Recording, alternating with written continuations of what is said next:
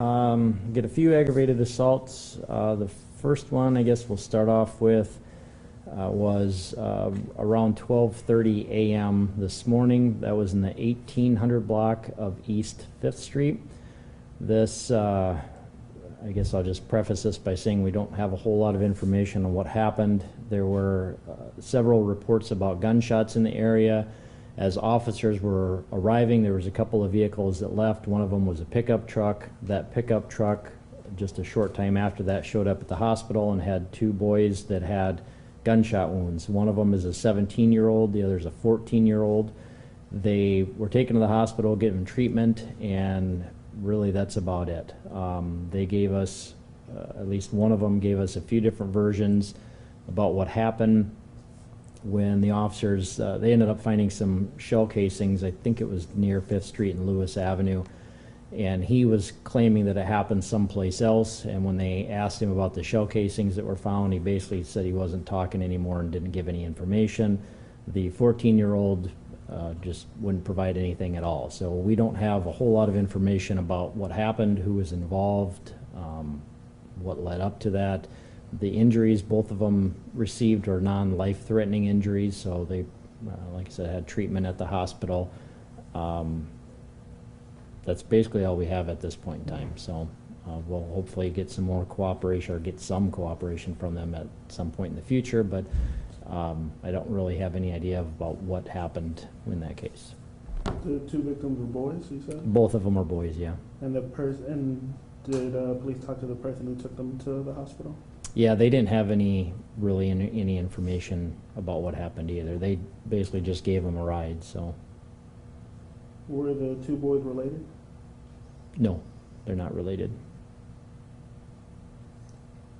You know where they were shot at, like on their body? Yeah, the 17-year-old was hit in the arm and leg, and the 14-year-old was hit in the foot. Do you know how many shots were fired? We don't know how many shots were fired. How many shell casings were found? The shell casings, just saw that they had found some, but let me see if it has a number. I gotta check another thing here.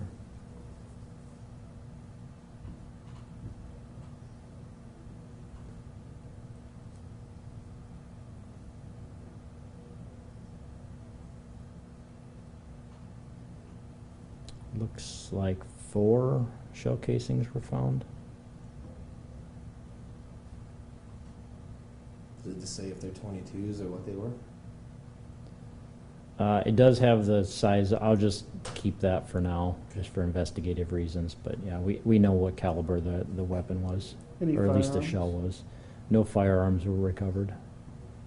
So right now, people in that area, you're asking them to come forward to with camera footage and stuff like that? Yeah, I mean, it's kind of the standard thing. If anybody has information, come forward and let us know. They can call Crime Stoppers. They can submit tips through Crime Stoppers, and I think you can actually, if you use the Crime Stoppers P3 app, I think you're able to send pictures. I'm not sure about video with that, but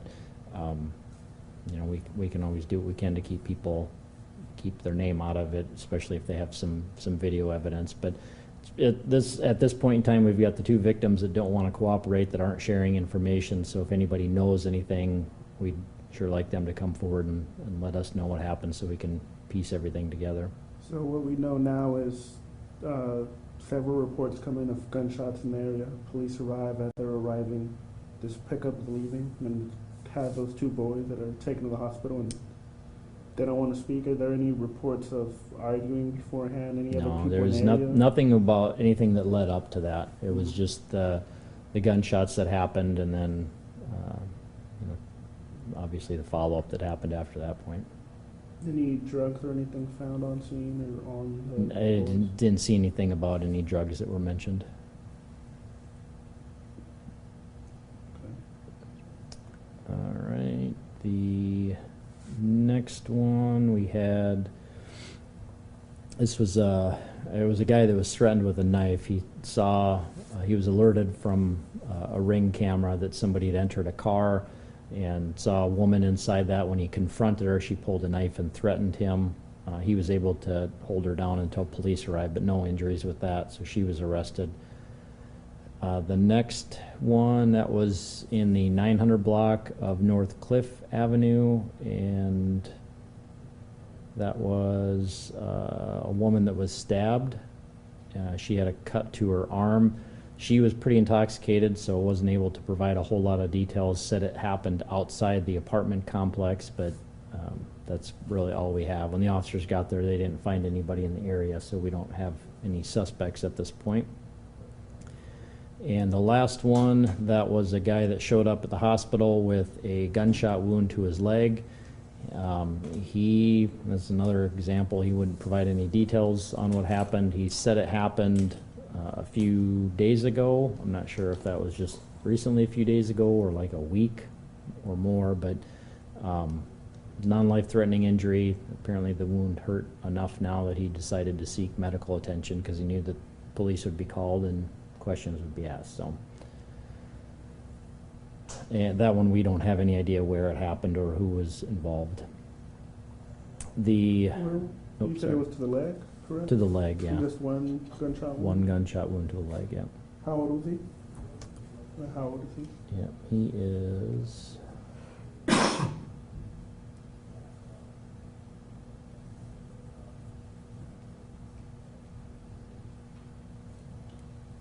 .42 from Sioux Falls.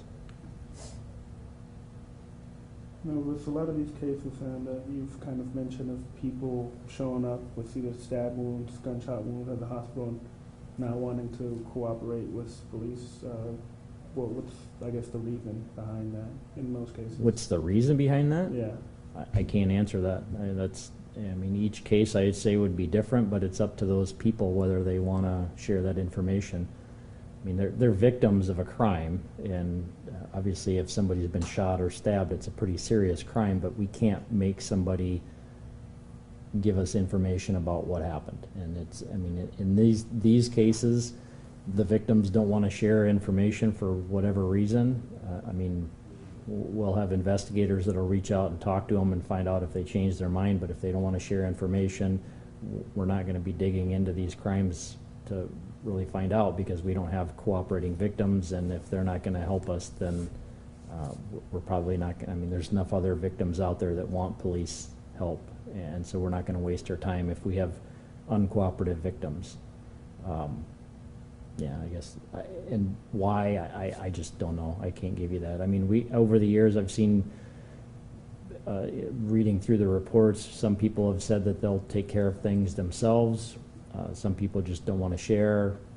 And it could be anything. I mean, obviously they don't want somebody to get into trouble, but don't know the reason behind that. The victims may have been involved in some type of illegal activity and they don't want to get in trouble. I mean, there could be any number of different reasons why people don't want to share, but I mean, they show up at the hospital. The hospitals are required by law to report it to law enforcement.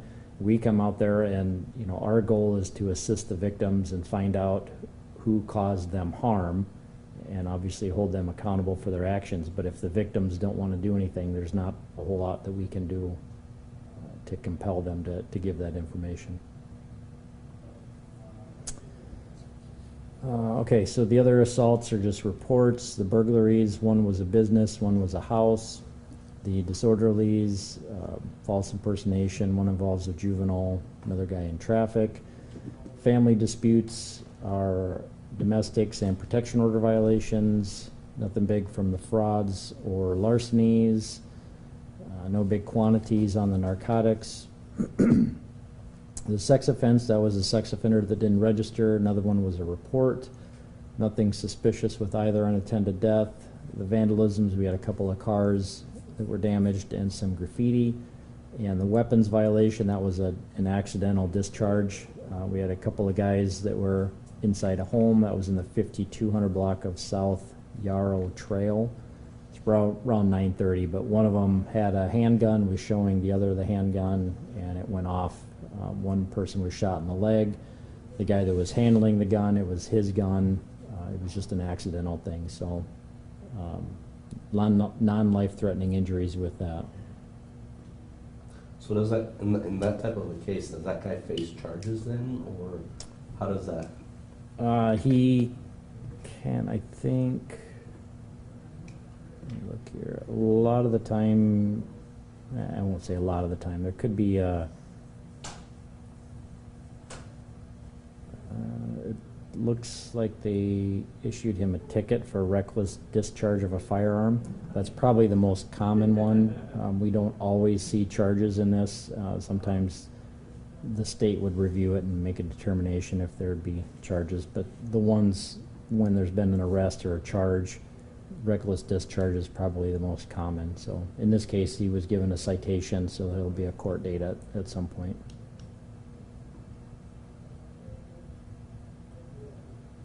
That's it, unless you guys have anything else. Good. Do you have any details on, I guess, that rollover accident? The rollover act, the one at 15th and Western. 15th and Western. Yeah, it was a drunk driver basically hit a parked car, and then the car he was driving rolled. No serious injuries with that, I don't think. I know he went to the hospital, but Was he cited, I guess, for DUI? he was.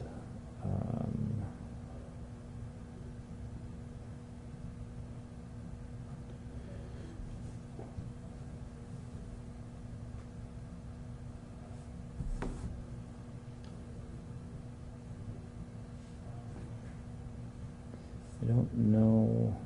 I don't know if he was arrested or just cited in the court.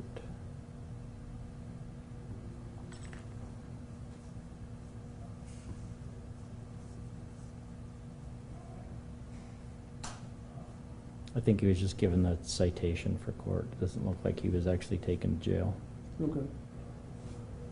He's a 57-year-old though, from Sioux Falls. Man? What's that? Man? Man, yeah. Okay.